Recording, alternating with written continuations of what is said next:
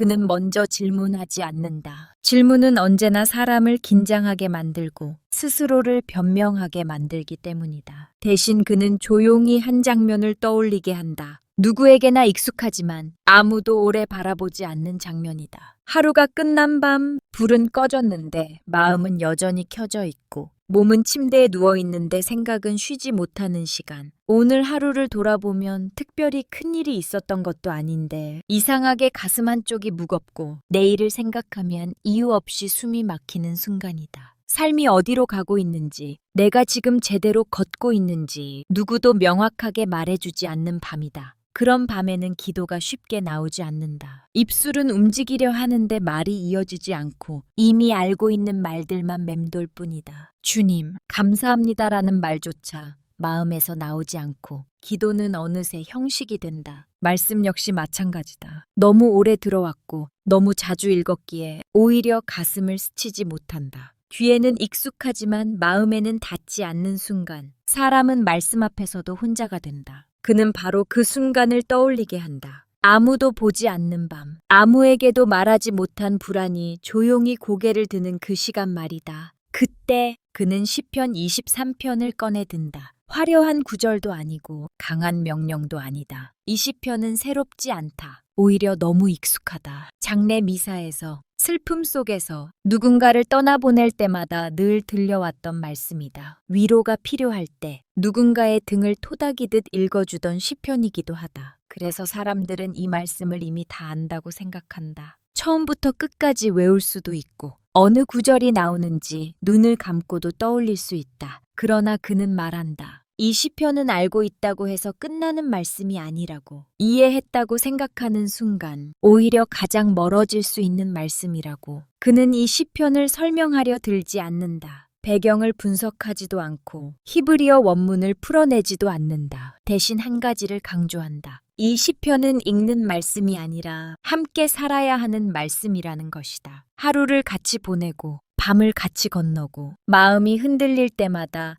다시 곁으로 불러와야 비로소 얼굴을 드러내는 말씀이라고 그는 조용히 말한다. 그래서 그는 사람들에게 제안한다. 거창한 결심도 특별한 준비도 필요 없다고. 단취일이면 충분하다고. 하루에 한 번 시편 23편을 천천히 읽어보자고. 빠르게 읽지 말고 잘 이해하려 애쓰지도 말고 그저 말씀이 그 자리에 머물 수 있도록 시간을 내주자고 한다. 그는 변화에 대해 말하지 않는다. 삶이 달라질 것이라고 단정하지도 않는다. 기적이 일어날 것이라는 약속도 하지 않는다. 오히려 그는 변화를 요구하지 않는다. 결심을 강요하지도 않는다. 왜냐하면 진짜 변화는 인간의 의지에서 시작되지 않는다는 것을 알고 있기 때문이다. 말씀은 사람을 밀어붙이지 않는다. 설득하지도 않고 몰아쓰지도 않는다. 다만 곁에 머문다. 아무 말 없이 함께 있다가 사람이 준비되었을 때 비로소 말을 건다. 그는 이 시편도 마찬가지라고 말한다. 시편 23편은 처음부터 사람을 안심시키지 않는다. 주님은 나의 목자라는 고백은 위로이기 전에 관계의 선언이다. 누군가를 목자라 부른다는 것은 나는 그분을 따라가는 존재임을 인정하는 것이다. 이 고백은 생각보다 무겁다. 왜냐하면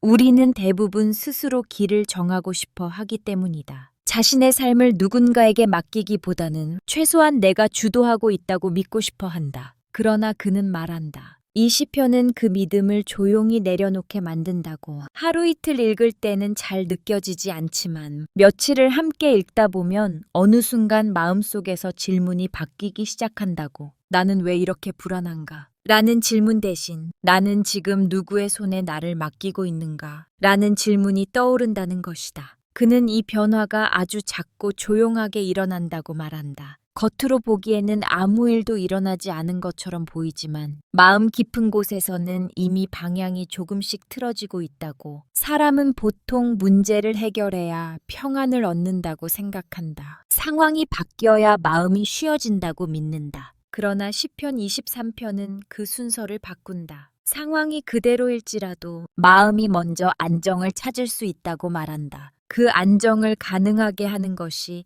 바로 함께 있음이라고 그는 강조한다. 이 시편을 7일 동안 읽는다는 것은 사실 말씀을 읽는 것이 아니라 말씀 앞에 머무는 연습을 하는 것이다. 아무 말도 하지 않고 아무 판단도 하지 않은 채 그저 그 자리에 앉아 있는 연습이다. 그는 말한다. 사람들은 기도를 잘해야 한다고 생각하지만 사실 기도는 잘하는 것이 아니라 오래 머무는 것이라고. 말씀도 마찬가지다. 많이 아는 것이 중요한 것이 아니라 떠나지 않는 것이 중요하다고 그는 조용히 덧붙인다. 그래서 그는 이 시편을 삶 한가운데에 머물게 하자고 말한다. 특별한 시간에만 꺼내는 말씀이 아니라 평범한 하루의 중심에 두자고 한다. 아침에 읽어도 좋고 잠들기 전 읽어도 좋다. 중요한 것은 시간대가 아니라 태도다. 말씀을 도구로 사용하지 않고 결과를 기대하지 않고 그저 함께 살아보는 것이다. 그는 이 태도가 오늘을 사는 사람들에게 가장 필요한 신앙의 모습이라고 말한다. 삶이 너무 복잡해져서 신앙마저도 성과와 결과로 평가받는 시대에 시편 23편은 전혀 다른 길을 보여준다. 빠르지 않고 강하지 않으며 눈에 띄지도 않는다. 그러나 그는 확신한다. 바로 그렇기 때문에 이 말씀이 지금 우리에게 필요하다고. 지친 사람에게는 새로운 지침보다 함께 걸어주는 존재가 필요하기 때문이다. 시편 23편은 가르치기보다 동행하고 설명하기보다 기다린다. 그는 마지막까지도 결론을 내리지 않는다. 시편 23편을 이렇게 읽어야 한다고 정리하지도 않는다. 다만 이렇게 말할 뿐이다. 이 시편을 며칠 동안 곁에 두고 살아보면 어느 날 문득 깨닫게 될 것이라고. 문제는 여전히 그 자리에 있을지라도 자신이 그 문제 한가운데서 혼자가 아니라는 사실을, 그리고 그 깨달음은 말로 설명할 수 없을 만큼 조용하지만 삶을 지탱하는 힘이 된다고 그는 믿는다. 그는 다시 질문하지 않는다. 대신 침묵 속에 그 장면을 남겨둔다. 하루가 끝난 밤, 마음이 쉬지 못하는 그 순간에 시편 23편이 조용히 곁에 놓여있는 모습을, 그 장면만으로도 이미 말씀은 시작되고 있기 때문이다. 시편 23편은 첫 문장부터 인간의 태도를 바꾼다. 그는 이 첫 구절이 위로의 문장이기 전에 삶의 방향을 돌려 세우는 문장이라고 말한다. 주님은 나의 목자, 나는 아쉬울 것 없어라. 이 말은 상황을 설명하는 문장이 아니라 존재의 자리를 바꾸는 고백이다. 그래서 그는 이 문장을 선언이 아니라 전환이라고 부른다. 선언은 입으로 하는 말이지만 전환은 삶 전체가 이동하는 사건이기 때문이다. 인간은 본능적으로 자기 삶의 주인이 되려 한다. 계획을 세우고 가능성을 계산하고 위험을 최소화하려 애쓴다.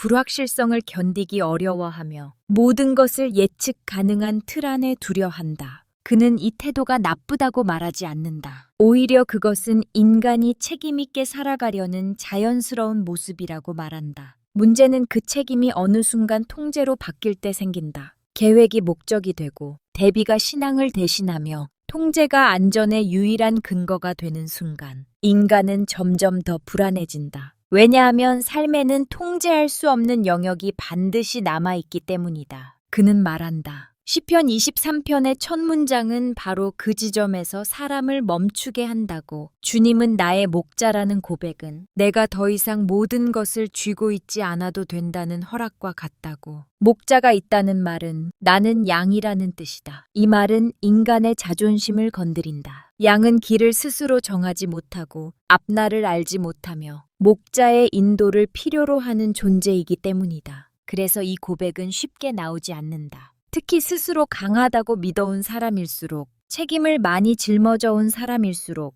이 말은 더 무겁게 다가온다. 그는 이 지점에서 사람들에게 묻지 않는다. 당신은 주님을 믿습니까? 라고 묻지 않는다. 대신 이렇게 말한다. 당신은 지금 누구의 손에 자신을 맡기고 있습니까? 이 질문은 믿음의 크기를 묻는 것이 아니라 삶의 주도권이 어디에 있는지를 묻는 질문이다. 시편 23편의 첫 구절은 바로 그 질문을 조용히 던진다. 그리고 대답을 재촉하지 않는다. 그저 그 자리에 머문다. 나는 아쉬울 것 없어라 라는 말 역시 오해되기 쉽다고 그는 말한다. 이 말은 결핍이 없다는 뜻이 아니다. 부족함이 전혀 없는 삶을 약속하는 문장도 아니다. 오히려 이 고백은 부족함이 있음에도 불구하고 무너지지 않는 이유를 말하는 문장이다. 그는 강조한다. 이 고백은 풍요의 선언이 아니라 신뢰의 고백이라고. 무엇이 있느냐가 아니라 누구와 함께 있느냐에 대한 고백이라고 말한다. 그래서 그는 말한다. 이 고백이 진짜가 되는 순간은 삶이 잘 풀릴 때가 아니라고. 일이 계획대로 진행되고 건강하고 미래가 안정적으로 보일 때는 누구나 이 말을 쉽게 할 수 있다. 그러나 그런 순간에 나오는 고백은 아직 깊이를 갖지 못한다. 이 말씀이 진짜 얼굴을 드러내는 순간은 통제할 수 없는 상황에 놓였을 때라고 그는 말한다. 몸이 아플 때, 아무리 노력해도 결과가 따라오지 않을 때, 관계가 무너지고 앞날이 보이지 않을 때, 그때 이 말씀이 입술이 아니라 마음에서 나올 수 있다면 이미 삶은 방향을 바꾸고 있는 것이라고 그는 조용히 말한다. 그는 많은 사람들의 얼굴을 떠올린다. 열심히 살아왔고 책임을 다해왔지만 어느 날 갑자기 모든 계획이 무너진 사람들, 기도해도 상황은 변하지 않고 신앙조차 흔들리는 순간에 놓인 사람들, 그들에게 시편 23편은 문제를 해결해 주지 않는다. 병을 즉시 낫게 하지도 않고 실패를 성공으로 바꿔주지도 않는다. 그러나 그는 말한다. 이 시편은 그 사람을 혼자 두지 않는다고. 길을 잃은 것 같은 순간에도 누군가 앞서 걷고 있다는 사실을 조용히 상기시킨다고. 주님은 나의 목자라는 고백은 길을 알고 있다는 고백이 아니다. 오히려 길을 모른다는 인정에서 시작되는 고백이다. 나는 어디로 가야 할지 모르지만 그분은 알고 계신다는 믿음이다. 그는 이 믿음이 얼마나 현실적인지 강조한다. 신앙은 모든 답을 갖는 것이 아니라 답을 갖고 계신 분을 신뢰하는 것이라고 그는 말한다. 그래서 이 시편은 불확실한 시대에 더욱 필요한 말씀이라고 덧붙인다. 그는 또한 말한다. 이 고백은 단번에 완성되지 않는다고. 하루 읽는다고 해서 바로 마음이 바뀌지 않는다. 며칠을 읽어도 아무 느낌이 없을 수 있다. 그러나 말씀은 그렇게 작동하지 않는다고 그는 설명한다. 말씀은 감정을 자극하는 것이 아니라 태도를 바꾸는 것이라고. 반복해서 읽고 같은 문장을 여러 번 마주하다 보면 어느 날 문득 삶의 반응이 달라져 있음을 깨닫게 된다고. 불안 앞에서 예전처럼 즉각적으로 흔들리지 않고 결정 앞에서 이전보다 조금 더 기다릴 수 있게 되는 변화 말이다. 그는 이 변화를 작은 이동이라고 부른다. 겉으로 보면 아무것도 달라지지 않은 것처럼 보이지만 내면에서는 중심이 조금 이동한 상태다. 나 자신에게서, 나의 계산에서, 나의 계획에서 조금 벗어나 있는 상태다. 그리고 그는 확신한다. 이 작은 이동이 쌓이면 결국 삶 전체의 방향이 바뀐다고. 시편 23편의 첫 문장은 바로 그 이동을 시작하게 하는 문장이라고 말한다. 그는 다시 강조한다. 이 시편은 강요하지 않는다. 너는 맡겨야 한다고 말하지 않는다. 다만 목자가 여기 있다고 말할 뿐이다. 따를지 말지는 인간의 몫이다. 그러나 그는 수많은 사람들의 삶에서 보았다고 말한다. 끝까지 혼자 버티려 했던 사람보다 어느 순간 주님은 나의 목자라고 고백할 수 있었던 사람이 훨씬 오래, 그리고 덜 무너지고 걸어왔다는 것을. 그래서 그는 이 말씀을 삶의 한가운데 두자고 권한다. 위로가 필요할 때만 꺼내는 말씀이 아니라 방향을 잃기 전에 미리 마음에 두는 말씀으로 삼자고 말한다. 시편 23편의 첫 문장은 하루를 시작하는 문장이 될 수도 있고 하루를 마무리하는 문장이 될 수도 있다. 중요한 것은 언제 읽느냐가 아니라 이 말씀이 나를 어디로 데려가고 있는가이다. 그는 끝내 사람들에게 결론을 내리지 않는다. 다만 조용히 이 장면을 남긴다. 앞날이 보이지 않는 어느 날, 모든 것을 통제하려 애쓰다 지친 한 사람이 이 한 문장을 다시 읽는 모습. 주님은 나의 목자. 그 순간 상황은 그대로일지라도 마음은 이미 혼자가 아니라는 사실을 깨닫는 순간 그는 말없이 믿는다. 바로 그 순간 삶은 이미 방향을 바꾸고 있다고.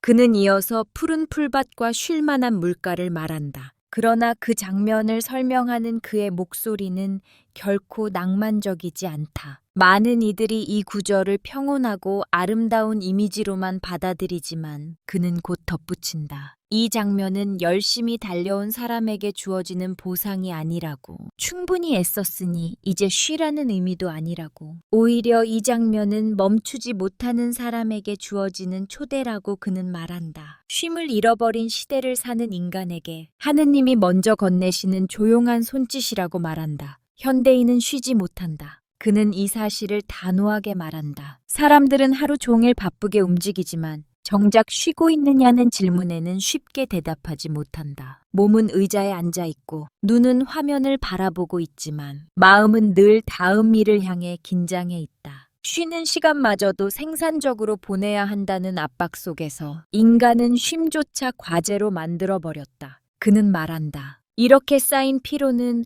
몸의 피로보다 더 깊고 오래 남는다고. 이유 없이 짜증이 나고 사소한 일에도 쉽게 무너지는 것은 사실 쉼을 잃어버린 영혼의 신호라고. 시편 23편에서 말하는 푸른 풀밭은 그런 인간의 상태를 정면으로 바라본다. 그는 이 장면이 인간의 노력으로 도달하는 장소가 아니라고 강조한다. 양은 스스로 푸른 풀밭을 찾지 못한다. 물가 역시 양이 선택하는 장소가 아니다. 목자가 데려다 주는 곳이다. 이 사실이 중요하다고 그는 말한다. 쉼은 쟁취하는 것이 아니라 인도받는 것이라는 점 때문이다. 인간이 스스로 만들어낸 쉼은 언제든 다시 불안으로 바뀔 수 있지만 하느님이 누이시는 쉼은 그 자리에서 사람을 머물게 한다. 그는 조용히 말한다. 하느님은 우리를 몰아붙이는 분이 아니라고. 더 빨리 가라고, 더 잘해야 한다고, 남들보다 앞서야 한다고 재촉하는 분이 아니라고. 오히려 하느님은 누이시는 분이라고 말한다. 이 표현은 매우 낯설다. 누인다는 것은 속도를 멈추는 것이고 긴장을 풀어도 된다는 허락이며 당장 무언가를 하지 않아도 괜찮다는 신호다. 그러나 현대인은 이 허락을 받아들이지 못한다. 아무것도 하지 않는 시간을 불안해하고 멈춰있는 자신을 무가치하다고 느낀다.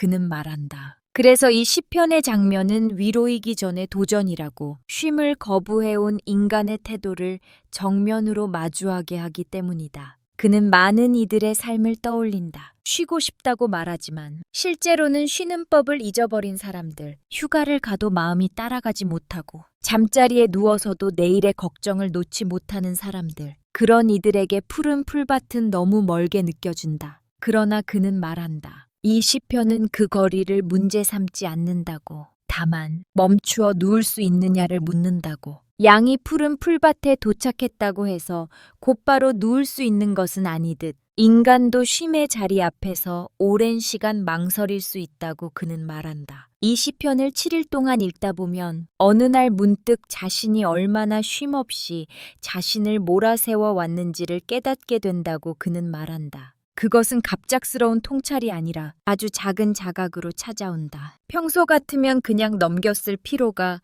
어느 날은 유난히 선명하게 느껴지고 늘 당연하다고 여겼던 긴장이 사실은 불필요한 짐이었음을 알게 되는 순간이다. 그는 이 깨달음이 중요하다고 말한다. 왜냐하면 사람은 자신이 쉬지 못하고 있다는 사실을 알아차리기 전까지는 결코 쉬지 않기 때문이다. 푸른 풀밭은 단순히 편안한 장소가 아니다. 그는 이 장소가 관계의 회복을 상징한다고 말한다. 쉼이란 하느님과의 관계 안에서만 가능하다는 뜻이다. 혼자서 만들어내는 쉼은 오래가지 못하지만 누군가 곁에 있음을 신뢰할 때 비로소 사람은 마음을 내려놓을 수 있다. 시편 23편은 바로 그 신뢰의 공간을 보여준다. 목자가 곁에 있기 때문에 양은 경계하지 않아도 되고 스스로를 지키기 위해 끊임없이 긴장하지 않아도 된다. 쉴 만한 물가 역시 마찬가지다. 그는 이 물가가 단순히 갈증을 해소하는 장소가 아니라고 말한다. 쉴 만하다는 표현에는 중요한 의미가 담겨 있다. 급류가 아니라는 뜻이고 위험하지 않다는 뜻이며 서두를 필요가 없다는 뜻이다. 인간은 늘 급한 물가를 선택해왔다.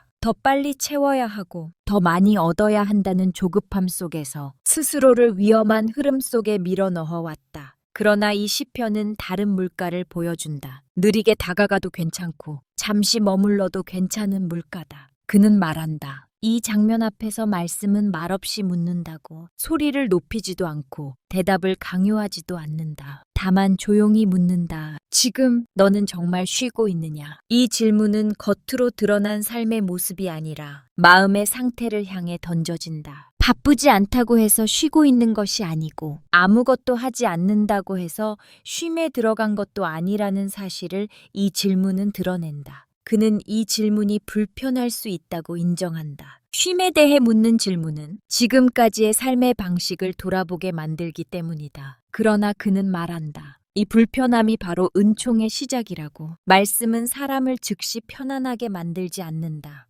대신 진짜 필요한 자리에 머물게 한다. 쉼을 잃어버린 사람이 쉼의 자리 앞에 서도록 이끄는 것. 그것이 이 시편의 역할이라고 그는 말한다. 그래서 그는 이 구절을 서둘러 지나가지 말라고 권한다. 푸른 풀밭과 쉴 만한 물가를 상상하며 그저 잠시 머물러 보라고 말한다. 지금 당장 그곳에 도착하지 못해도 괜찮다고. 중요한 것은 그곳이 존재한다는 사실을 마음에 새기는 것이라고. 하느님은 여전히 사람을 누이시는 분이며 여전히 쉼의 자리로 인도하시는 분이라는 사실을 잊지 않는 것이라고 그는 덧붙인다. 그는 끝으로 이렇게 믿는다. 이 시편을 반복해서 읽는 사람은 언젠가 반드시 이 질문 앞에 서게 될 것이라고. 그리고 그 질문을 피하지 않고 받아들일 때 삶은 아주 조용히 달라지기 시작한다고. 더 빨리 달리지 않아도 괜찮다는 확신. 잠시 멈춰도 버려지지 않는다는 신뢰가 마음 깊은 곳에 자리 잡기 시작한다고. 푸른 풀밭은 그렇게 어느 날 문득 삶의 한가운데에서 모습을 드러낸다고 그는 말없이 전한다. 시편 23편은 어둠을 피하지 않는다. 그는 이 점을 매우 중요하게 짚는다. 성경의 많은 말씀이 희망과 빛을 말하지만 이 시편은 먼저 어둠을 정면으로 바라본다. 외면하지 않고 우회하지 않으며 마치 피할 수 없는 길처럼 담담하게 말한다. 어둠의 골짜기를 간다 해도 나는 두려워하지 않으리니.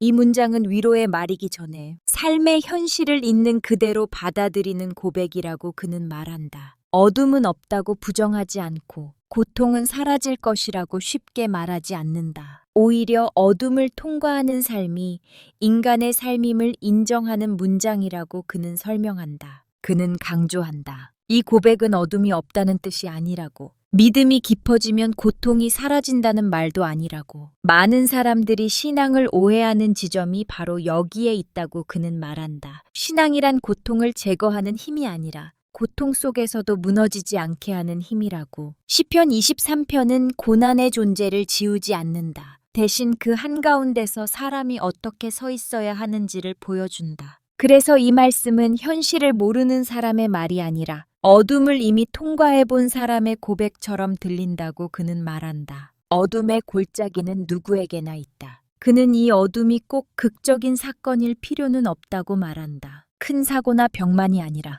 설명할 수 없는 불안, 이유 없는 공허함, 관계의 단절, 반복되는 실패 역시 어둠의 골짜기라고. 겉으로는 아무 문제가 없어 보이지만 마음 안에서는 끝없이 자신을 갉아먹는 생각들이 쌓여가는 상태도 어둠이라고 그는 말한다. 중요한 것은 어둠의 크기가 아니라 그 안에서 사람이 얼마나 혼자라고 느끼느냐라고 그는 덧붙인다. 이 시편은 그 지점에서 방향을 바꾼다. 나는 두려워하지 않으리니. 그는 이 말을 감정의 부재로 이해해서는 안 된다고 강조한다. 두려움이 없다는 뜻이 아니라 두려움이 더 이상 삶의 주인이 되지 않는 상태를 말하는 것이라고. 두려움은 여전히 존재한다. 심장은 여전히 빨리 뛰고 앞날은 여전히 불확실하다. 그러나 그 두려움이 사람을 삼키지 못하게 된다고 그는 말한다. 왜냐하면 두려움보다 더 큰 확신이 그 자리를 차지하기 때문이다. 그 확신은 단 하나다. 혼자가 아니라는 확신이다. 그는 이 점을 반복해서 말한다. 시편 23편이 주는 가장 깊은 위로는 상황의 변화가 아니라 동행의 약속이라고. 주님께서 나와 함께 계시니 이 고백은 문제를 해결해 주지 않는다. 그러나 문제와 나 사이에 새로운 거리를 만들어준다. 그 거리는 두려움을 객관적으로 바라볼 수 있게 하고 더 이상 두려움에 끌려다니지 않게 만든다.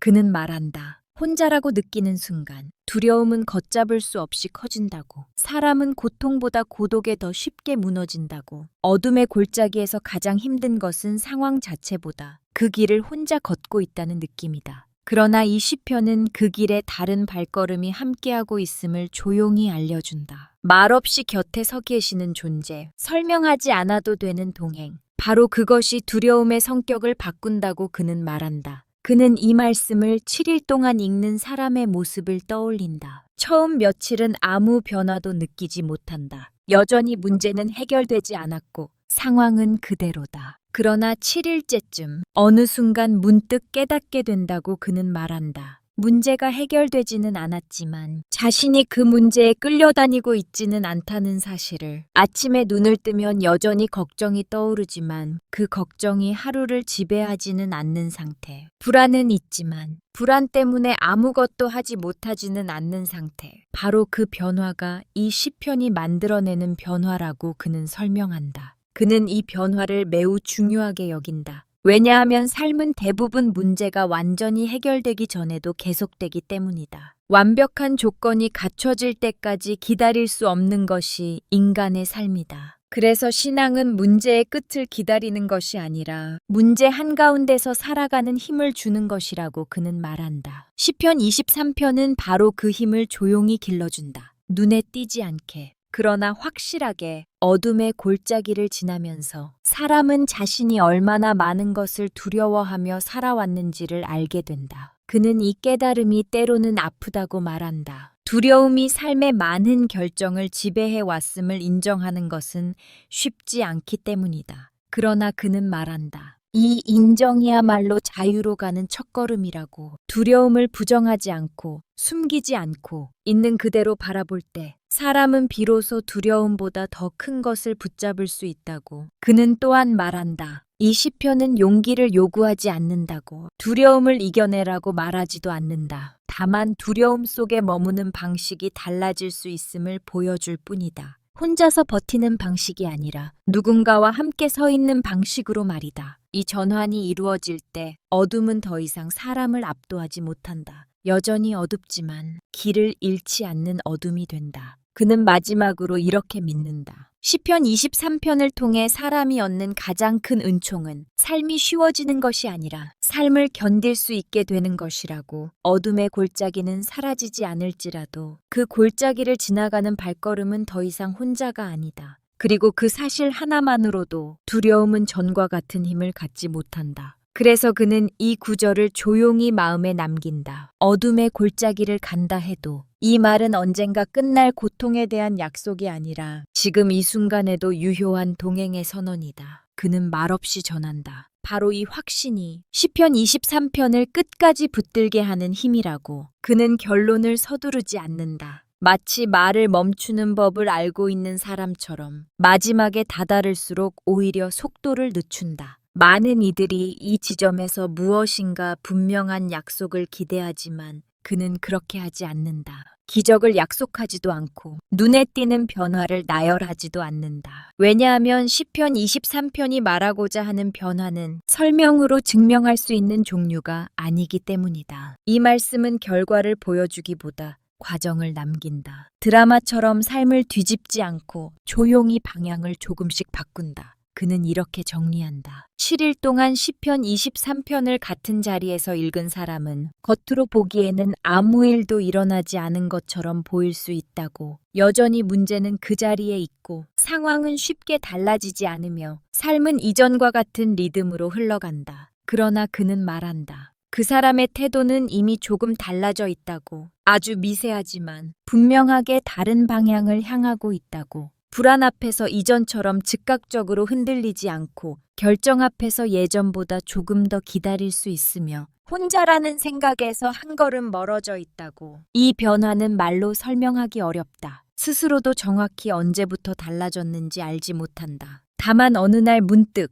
불안이 찾아왔을 때 그것을 밀어내려 애쓰지 않고 잠시 바라볼 수 있게 되었음을 깨닫는다. 결정의 순간에도 급하게 결론을 내리지 않고 조금 더 머물 수 있는 여유가 생겼음을 느낀다. 그는 이 작은 변화들이 매우 중요하다고 말한다. 왜냐하면 삶을 무너뜨리는 것은 대개 큰 사건이 아니라 이런 순간들에서의 반응이기 때문이다. 그는 강조한다. 말씀은 삶을 바꾸기 전에 사람을 먼저 바꾼다고. 환경을 먼저 바꾸지 않고 조건을 먼저 개선하지도 않는다. 대신 사람의 중심을 조정한다. 무엇에 기대고 있는지, 무엇을 기준으로 살아가고 있는지를 조용히 드러낸다. 시편 23편을 반복해서 읽는 동안 사람은 점점 자신이 어디에 기대어 살아왔는지를 알게 된다. 그리고 그 기대가 얼마나 쉽게 흔들릴 수 있는지도 함께 깨닫게 된다. 그러나 이 깨달음은 사람을 좌절시키지 않는다. 오히려 새로운 자리로 옮겨 서게 한다. 자신의 능력과 계산에서,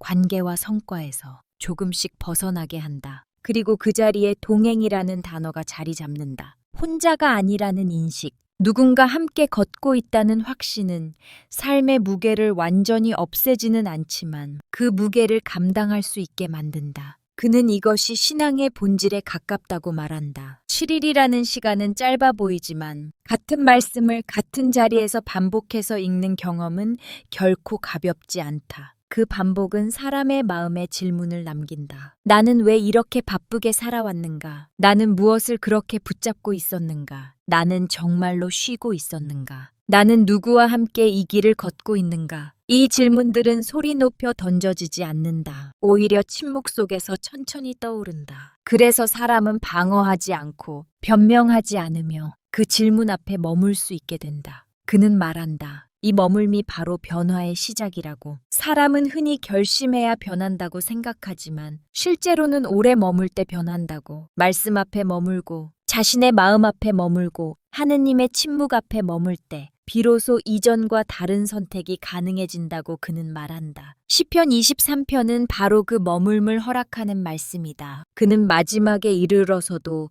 청중에게 무엇을 하라고 말하지 않는다. 더 읽으라고도 하지 않고 반드시 이 방법을 따르라고도 하지 않는다. 다만 한 장면을 남긴다. 하루의 같은 시간, 같은 자리에서 같은 시편을 펼쳐놓고 앉아있는 한 사람의 모습이다. 그 사람은 여전히 완벽하지 않고 여전히 고민을 안고 있으며 여전히 불안을 경험한다. 그러나 그 불안은 더 이상 그 사람의 전부가 아니다. 고민은 있지만 길을 잃지는 않는다. 혼란은 있지만 혼자는 아니다. 그는 이 장면을 조용한 변화라고 부른다. 눈에 띄지 않아서 주변 사람들은 알아차리지 못할 수도 있다. 그러나 그 변화는 분명하게 삶의 방향을 바꾼다. 이전에는 불안이 방향을 정했다면 이제는 신뢰가 방향을 잡는다. 이전에는 조급함이 결정을 이끌었다면 이제는 기다림이 그 자리를 대신한다. 이전에는 혼자 버티는 것이 익숙했다면 이제는 함께 걷는 것이 자연스러워진다. 그는 이 변화가 왜 조용해야 하는지도 설명한다. 신앙의 변화가 소란스러울 때 사람은 다시 자기 자신을 중심에 두기 쉽기 때문이다. 눈에 띄는 변화는 자칫 자랑이 되고 성취가 되며 비교의 대상이 된다. 그러나 시편 23편이 만들어내는 변화는 그런 종류가 아니다. 그것은 설명할 필요도 없고 증명할 필요도 없다. 그저 살아내면 되는 변화다. 그래서 그는 마지막으로 아무 말도 덧붙이지 않는다. 청중에게 남겨진 것은 설명이 아니라 여백이다. 그 여백 안에서 말씀은 이미 각자의 마음속에서 다시 시작되고 있다. 누군가는 오늘 밤 이 시편을 다시 펼칠 것이고 누군가는 며칠 후 문득 이 구절을 떠올릴 것이다. 누군가는 여전히 아무 느낌이 없다고 말할지도 모른다. 그러나 그는 믿는다. 말씀이 사람을 떠나지 않는 한 변화는 이미 시작되었다고. 그는 조용히 이 사실만을 마음에 남긴다. 시편 23편은 삶을 대신 살아주지 않는다. 대신 삶을 대하는 사람의 태도를 바꾼다. 그리고 그 태도의 변화는 어느 순간 삶 전체를 다른 방향으로 이끈다. 소리 없이. 그러나 분명하게 그는 그 확신 속에서 말을 멈춘다. 말씀은 이미 각자의 삶 속에서 걷고 있기 때문이다.